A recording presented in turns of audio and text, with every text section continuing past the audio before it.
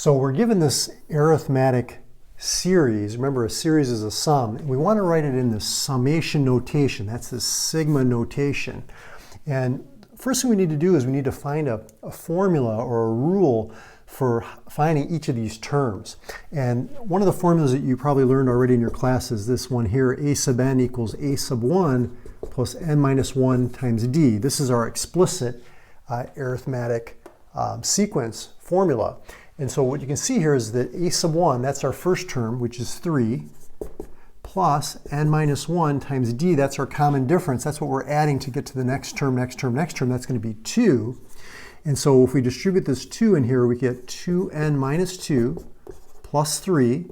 So that comes out to 2n plus 1. So that's a formula for finding any term. So for example, if I want to find out, okay, this is 101, 101 equals 2n plus 1. Subtract 1 from both sides. 100 equals 2n, divide by 2. That means that this is the 50th term right here. This is the first term, second term, third term, etc. But now how do we write it in the sigma notation, the summation notation? Well, what we're going to do is we're going to say I equals 1. Okay, I is our index. It just tells us, what term we're working with. Here we're going to put our formula for finding any term. I'm going to make this 2i plus 1, meaning if I put 1 in for I, 2 times 1 is 2 plus 1 is 3. That's our first term.